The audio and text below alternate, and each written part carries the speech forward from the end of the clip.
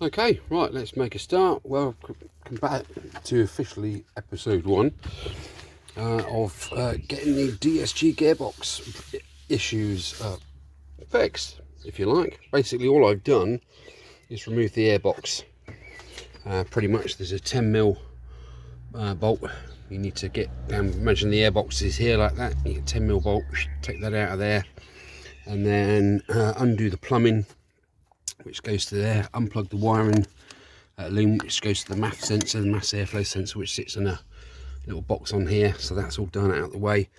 Pull this pipe back and take out the thing. So it's literally one bolt and two poppers. There's one popper, there's two poppers. So there's 3 points of contact, one bolt, two poppers.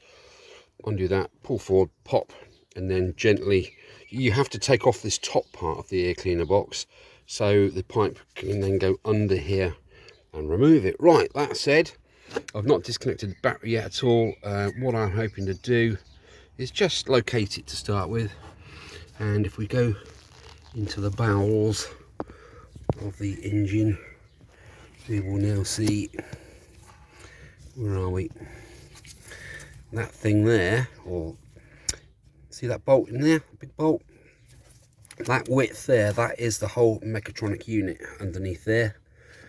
Okay, now what I'm interested in first of all is taking off this sump, if you like. If you can imagine, this is your engine vertical and there's your sump on the bottom of the engine. You undo all the bolts and take off this cover.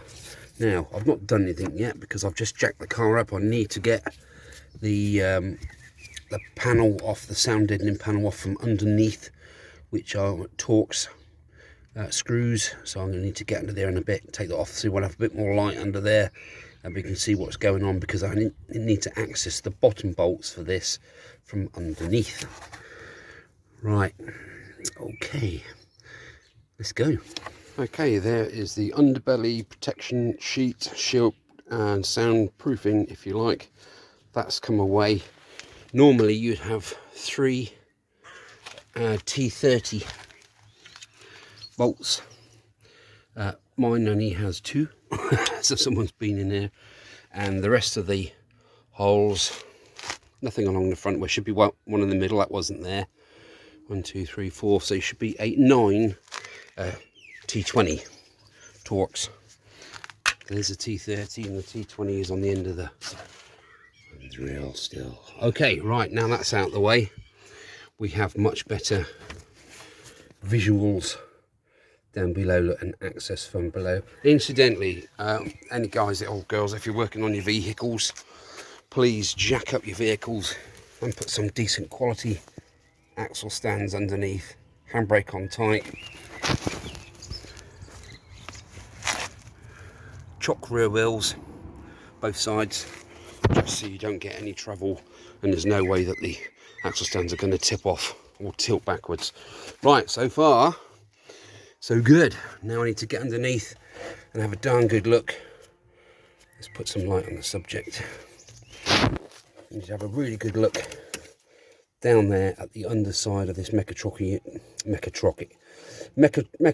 unit and see what's going on.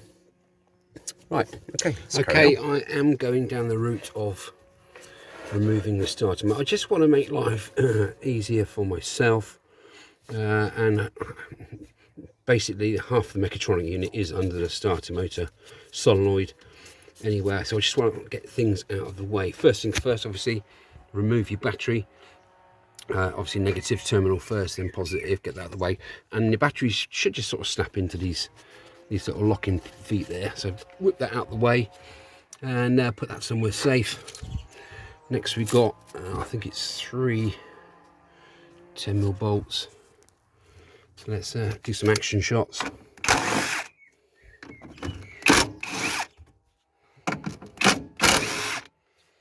There we go, let's whip them out the way.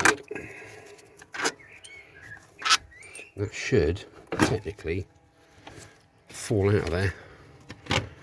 Just got to gingerly just wiggle it around these cables there. He said famous last words.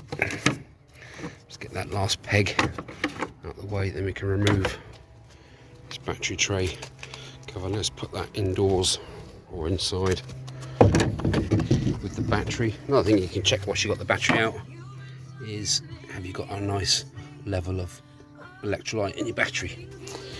Mine's good because it is a fairly newish battery. Okay, that gives me access to all this other stuff. What I've done, it also just gone around with the spray can with the old Wooder 40, just to, you know, basically anything rusty, any threads open, bare, bolt heads, just give them a quick squirt. It's not going to hurt anything, is it? Now I just need to get this little thing off of the starter solenoid. This is the live feed bolt. Now it's got I've unclipped this piece off of there, but there's a horrible little three-way keyway. I think you need to have a specialist tool or something to go in there to release the fingers to get that off. I don't want to break it off, so I'm going to have a quick look at that in a second. And it looks to me like two, what was that, 19mm bolts? I don't know. Without getting me spanners out, there's one under there, under the starter solenoid, and one there. So hopefully we can then stick that in the skip, ready for getting down here. We've got two little, see that little 10mm, it's a stud with a 10mm nut on the outside holding this bracket on. There's two of those, so we can also disconnect that and get that out of the way. One more thing I might do, push comes to shove, is literally drain down some of the water, the antifreeze mixture from the radiator. I can simply unclip that clip there, unclip that clip there, and then unclip that clip there, and that, and take all that gubbins out of the way. It just gives me perfect access then for getting to the thing. I think a job like this is all prep work, isn't it? There's no point in just going in there, scraping all your knuckle skin off, just trying to get to bolt heads, but something's in the way, pain in the arse. You get your knickers in a twist and go from there. Right, hung off for a brew. Catch you in a bit. Before I do go and get me brew, there was a couple of things I noticed, like for instance, someone who's obviously been in here at some point. This little sort of tray there has little grooves in it to hold, I'm guessing, this electrical plug in situ, how it's supposed to be, sort of something like that. That was obviously out like that. And also where the actual air filter housing occupies this space, I don't know if you can see that there, but it was rubbing through this part of the wiring loom, and it's made quite an indentation there. It's gone through the protection, and it's starting to wear away at the inner cores. So I'm going to need to try and do something with that afterwards and see what's going on. Also, there was this little crazy thing. It's like a crocodile clip that you just clip onto something. It's from the positive cable from the battery. This was actually just flopping around, so I need to find out where that actually goes to support whatever it was supporting. There's an earth point down there. I'm going to give that a good coating later on. Bit of a clean up, bit of a coating, bit of grease on it, just to stop it corroding. Main earthing point. Right, E.T., go and get yourself a brew. Right, let's have another little go. Now, the gearbox, the DSG gearbox, it's mechanical and it's electrical. It's electronic, hence the mechatronic. Now, let's check the fuse first of all, because there's a 30 amp fuse which sends power to the thing. So let's go on to continuity. Let's get my two little leads. There is the 30 amp fuse. Where's my little prongies? Where's my little... Good. So we have continuity still across that fuse. Now that is good news. It's because if it was dead, that fuse had blown, then the electronic part, the electronic printed circuit board, PCB, in that mechatronic unit has failed some way, or the motor has failed.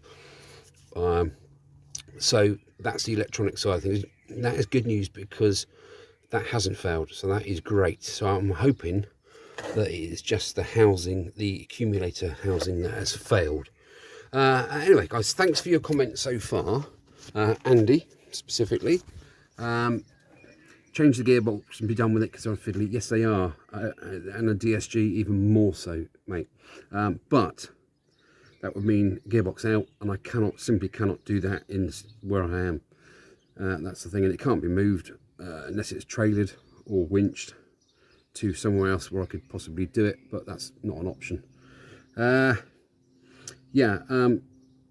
are pretty robust gearboxes, to be fair. It's just that accumulator was a factory design flaw in the gearbox itself, so that can be fixed. And also, if that fuse had blown and the electronics had shorted out somehow, generally you'll see a burn mark on the electronic printed circuit board, or the plastic on the reverse side of that, and that's due to the wrong hydraulic oil being used by VW initially. I put my teeth back in a minute. Initially, in the start, that oil was then changed for a different hydraulic oil, which didn't short circuit any of the electronics. So there we go, another top tip. So all looking good so far. I'm going to have a look underneath to see if I actually have to remove the starter motor. It's just going to make my life easier.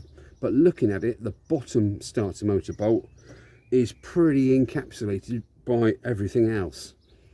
So I'm just going to have a look at it. I need to drain down the gearbox oil.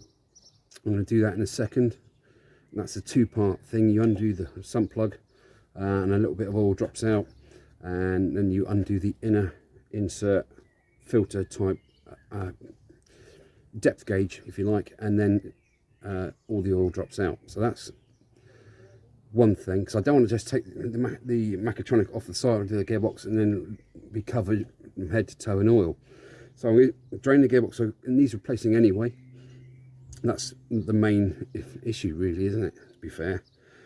And then I will try and get that mechatronic unit off the engine as it is, hopefully, fingers crossed, and then we can dissect it on the operating table, which is my little workshop table in the garden, and go from there. Right, let's beating commence. Okay, well, I've been scratching my back all over the floor. Not really. These 7 bolts are the 7 bolts which hold the mechachocolate unit to the gearbox. There was one hidden one which is literally right up underneath the starter motor, but I've managed to get to it with an array of focus, with an array of different attachments, and my little baby thingy. Now, to get the other ones off, I literally use the, I think it's T45, yeah, T45 Torx in my little 8mm ratchet like that. Absolutely brilliant. So that's all sorted. Now I need to get underneath. I've got my bowl under there, if you can just about see it there, and I need to just jimmy it off, and that's a mechatronic, yeah, one of them off the car without removing said starter motor. So next time, hopefully, you'll see me with this on the bench in the garden. Take that. Right, one more top tip. It's a top tip. I'm learning as I go, guys. Learning as I go, as usual. I've noticed there's an awful lot of crap and crud down in there, so I've just had an old shark out with the fine Hoover attachment on it, and I've been right down in there and gotten out all the bits of fluff and grit and dirt, because you do not want that dropping into the gearbox when you bring away the mechatronic unit. Right, I have managed to jimmy it out a little bit, but I have remembered that one of the guys online that were doing their gearbox, there is a special tool which releases the, like a clutch lever sort of type thing that has to be compressed in, and then you can then take this out, because there's a little bit of tension at the moment. Now, whether that tension is because of what I think has happened is the accumulator unit has failed, dropped all pressure, and so the selector forks were sort of halfway in, halfway out. Yeah, that's going to be a bit, so it's either going to go clunk and crunch when I take that out of there, or I'm going to release the pressure on that clutch lever anyway. Right, wish me luck. Well, after much toing and froing, here is the mechatronic unit. Got your 4 plungers there and there. I'm going to strip this down a little bit, but unfortunately, yeah, my worst fears have come true. Right, 2 seconds. Right, if you can see that or not, but up here we have an awful lot of play. Where are we? Awful lot of play in that shaft, which means, yeah, see that? Oh, bloody hell. The bearings have gone on the end of this reverse selector shaft and 6th gear. So I'm going to need to unbolt all of this, the whole shebang, wheels off, drive shafts off, both sides, get me jack under here and slowly somehow jiggle it off of the input shaft and down to safety. So I will be removing the starter motor. Anyway, at least I've got it off and I can now see the issue. I will strip down that mechatronic in a second just to see if that housing, the accumulator, is okay. If not, I'm just going to replace it anyway. Alright, catch you later guys, see you in episode 2. Hi guys, just a quick one before I start this video off. Lee, sir, thank you for your assistance. I don't know what to say. Fantastic. Yeah, as you know, I've typed a reply to your comment, and yeah, there's a gear selector shaft is wiggling around in there, so the engine diagnostic system, which threw up that code for that shaft not being movable, is correct. So anyway, I have the mechatronic unit set next to me here. I will have a glass of adult Ribena, take some more medication, I'll shower first, perhaps an hour or two's rest first, to be honest, to sleep, because I'm shaking all over the place here. I've overexerted and I shouldn't have done that, but it's life, isn't it? So yeah, personal message to you fella, thank you, and hi to everybody else. Right, I will see you in episode 2, hopefully with some good news. But I'm pleased with what I've managed to achieve today under the circumstances, and yeah, can't wait to crack this little beauty open just to check that accumulator to see if that's okay. I think I will just have to save up and get accumulator kit, because if it is the original, then it could break in the future. So we're going to be future-proofing the gearbox for the wife in the future.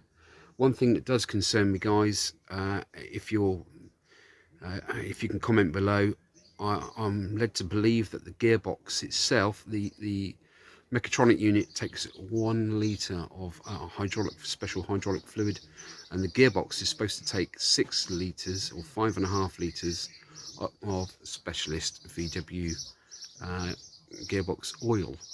Now, when you drain the gearbox oil, you remove a plug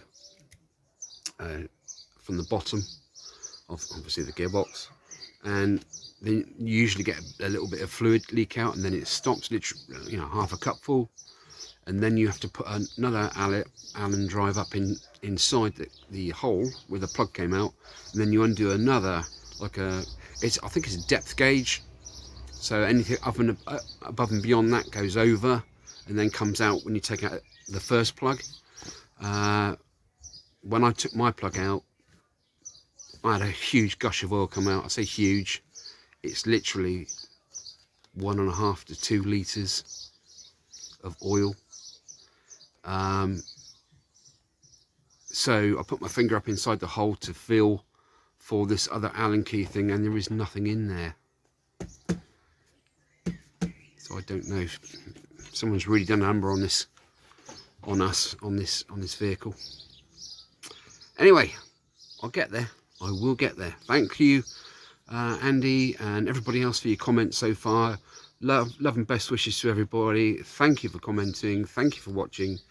And yeah, watch your space. Where's my shower? I need my loofah. Catch you again, boys, later. Thank you.